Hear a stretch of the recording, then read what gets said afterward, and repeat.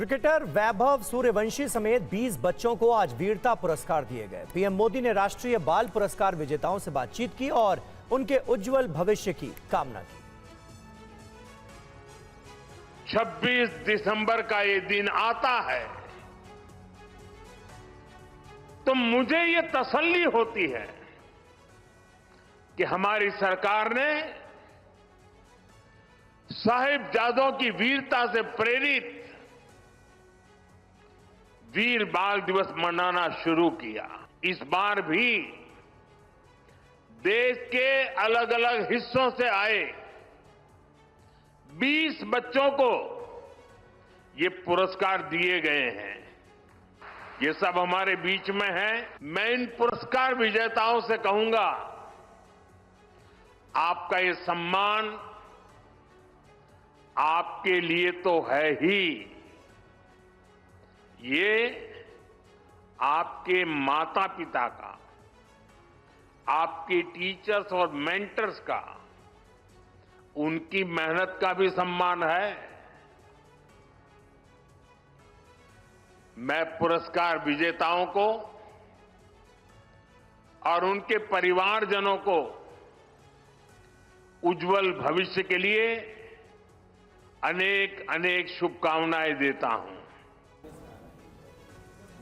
और मुंबई की राजनीति में मेयर पद को लेकर बयानबाजी तेज हो गई है। एआईएमआईएम नेता वारिस पठान के एक बयान ने सियासी हलकों में हलचल मचा दी। वारिस पठान ने कहा कि सिर्फ मराठी ही क्यों, आने वाले समय में बुर्का पहनने वाली महिला भी मेयर बन सकती है।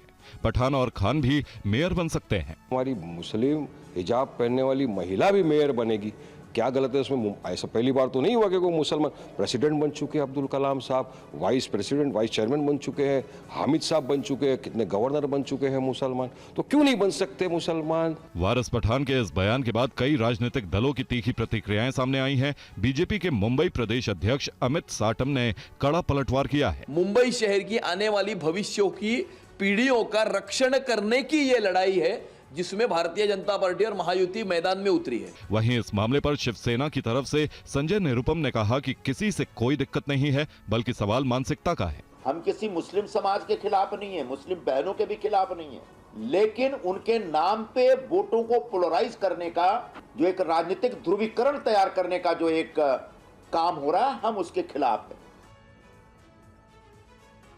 और मुंबई में आज राज ठाकरे के बेटे और एमएनएस नेता अमित ठाकरे ने आदित्य ठाकरे से मुलाकात की। माना जा रहा है कि यह मुलाकात नगर निगम चुनाव प्रचार की रणनीति तय करने की योजना का हिस्सा है। तस्वीरें मुंबई के बांद्रा इलाके के मातोश्री की हैं, जहां बीएमसी चुनाव में ठाकरे बंधुओं की मुलाकात के बाद अब उनके बेटे आदित्य और अमित ठाकरे ने मुलाकात की है। माना जा रहा है कि शिवसेना उद्धव गुट और एमएनएस के गठबंधन के ऐलान के बाद अब राज्य में महायुति के खिलाफ खास रणनीति बनाई गई। शिवसेना उद्धव गुट की ओर से आजकल आदित्य ठाकरे सभाएं और रैलियां कर रहे हैं। एमएनएस की ओर से भी युवा नेता अमित ठाकरे को प्रचार की विशेष जिम्मेदारी सौंपी गई है। इसी को लेकर दोनों युवा नेता इस बैठक में संयुक्त प्रचार रणनीति को अंतिम रूप दे रहे हैं। दोनों नेता आगामी नगर निगम चुनाव में एक साथ प्रचार करने की रणनीति तय करेंगे। 20 साल बाद उद्धव और राज ठाकरे ने मुंबई बीएमसी चुनाव के लिए गठबंधन किया है। गठबंधन को लेकर महाराष्ट्र के मुख्यमंत्री देवेंद्र फडणवीस पहले ही कह चुके हैं कि इस अलायंस से कोई फर्क नहीं पड़ेगा। देश विरोधी, धर्म विरोधी, मानवता विरोधी काम करने वाले लोगों के साथ अगर वे केवल वोटों के तुष्टीकरण की नीति के लिए साथ आएंगे तो जनता इसका जवाब देगी। बिहार की सियासत से जुड़ी इस वक्त की बड़ी खबर है, जहां बिहार में अब बनाए जा सकते हैं 10 और मंत्री। बिहार में मकर संक्रांति के बाद कैबिनेट विस्तार को लेकर ही इस वक्त एक और बड़ी खबर है। जनवरी के तीसरे या चौथे हफ्ते में विस्तार संभव है। खबर है कि जेडीयू के 6 और बीजेपी के 4 मंत्री बनाए जा सकते हैं। अभी नीतीश कुमार समेत बिहार में 26 मंत्री।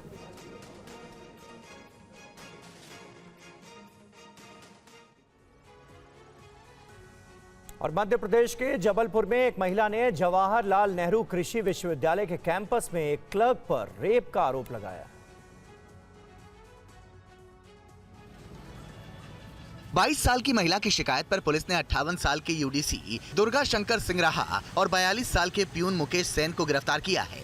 महिला का आरोप है कि नौकरी लगवाने के नाम पर दुर्गा शंकर ने पहले महिला से दोस्ती की, फिर दस्तावेज लेकर कृषि कॉलेज बुलाया था, जहां महिला को प्यून के सरकारी कमरे में ले जाकर यूडीसी ने रेप किया। इस दौरान प्यून ने कमरे में ताला लगा दिया। दिनांक 25 दिसंबर को एक युवती ने 22 वर्षीय युवती ने ये शिकायत दर्ज कराई थी कि कृषि कॉलेज कृषिनगर कॉलोनी में वहाँ के एक यूडीसी हैं दुर्गा शंकर सिंगरा और उनके एक प्यून है मुकेश सैन। तो मुकेश सैन के क्वार्टर पर नौकरी के नाम से प्रलोभन देके इसको बुलवाया गया और दुर्गा शंकर सिंगरा ने उसके साथ दुष्कर्म किया है और मुकेश सैन ने इसमें मदद की है। इस शिकायत पर एफआईआर दर्ज की गई है और दोनों ही आरोपियों को गिरफ्तार किया गया है। और हिमाचल प्रदेश में मरीज से मारपीट के केस में डॉक्टर को हटाए जाने का मामला तूल पकड़ने लगा है। आज कई संगठनों ने शिमला की सड़क पर डॉक्टर की बहाली की मांग को लेकर प्रदर्शन किया।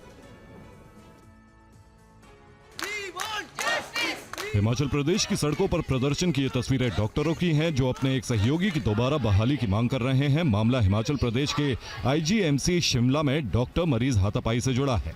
बताया जाता है कि अब प्रशासनिक कार्रवाई के बाद ये मामला राजनीतिक, सामाजिक और पेशेवर टकराव का रूप ले रहा है।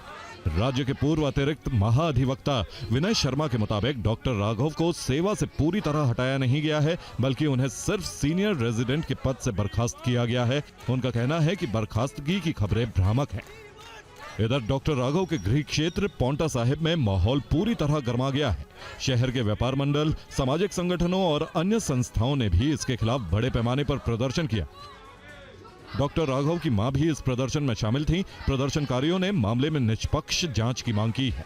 मेरा तो आदरणीय मुख्यमंत्री महोदय जी से निवेदन है कि इस पर पुनर्विचार किया जाए और कार्रवाई दोनों तरफ होनी चाहिए। जी, बहुत जल्दबाजी में ये डिसीजन लिया गया है, एक तरफा लिया गया है। और यूपी के नोएडा में तेज रफ्तार थार कार ने कई गाड़ियों में टक्कर मार दी। हादसे में एक शख्स घायल हुआ। हादसा नोएडा के सेक्टर 24 थाना क्षेत्र में ESIC हॉस्पिटल के पास हुआ, जिसके बाद घटनास्थल पर अफरा तफरी मच गई। लोगों की भारी भीड़ घटनास्थल पर इकट्ठा हो गई। थार की हालत देखिए, गाड़ी के आगे और पीछे का हिस्सा बुरी तरह से डैमेज हो चुका है। चश्मदीदों का कहना है कि टक्कर के समय थार की रफ्तार बहुत ज्यादा थी। थार की रफ्तार को देखकर लोग इधर उधर जान बचाने के लिए भागने लगे। यहाँ एक तेज रफ्तार थार ने कई गाड़ियों को टक्कर मारी थी। टक्कर के चलते एक शख्स गंभीर रूप से घायल हो गया। टक्कर मारने के बाद थार चालक मौके से फरार हो गया। घायल शख्स को तुरंत अस्पताल में पहुंचाया गया और पुलिस को हादसे की सूचना दी गई। पुलिस ने तेजी से एक्शन लेते हुए थार चालक की तलाश शुरू कर दी। सीसीटीवी कैमरों की मदद से थार चालक की पहचान की गई। थोड़ी ही देर में थार चालक को गिरफ्तार कर लिया गया और थार को कब्जे में ले लिया गया। ट्रैफिक नियम हमारी और आपकी सुरक्षा के लिए बनाए गए हैं, लेकिन जब लोग इन नियमों को तोड़ते हैं तो इस तरह के हादसे हो जाते हैं। उत्तर प्रदेश के मुरादाबाद में कार ने घर के सामने खड़ी कई गाड़ियों को टक्कर मार दी। घटना में कई घरों को नुकसान पहुंचा है।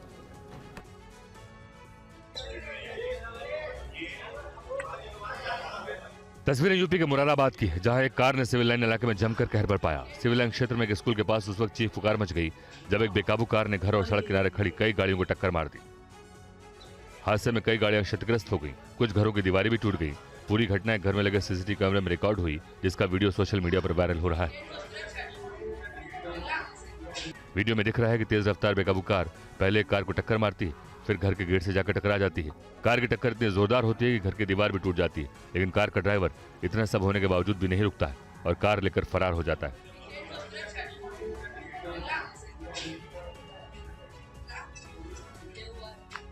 चश्मदीदों के मुताबिक कार की स्पीड बहुत ज्यादा थी, जिसकी वजह से चालक मोड़ पर संतुलन नहीं बना पाया। घटना की खबर मिलते ही पुलिस मौके पर पहुंची और हालात को काबू में लिया।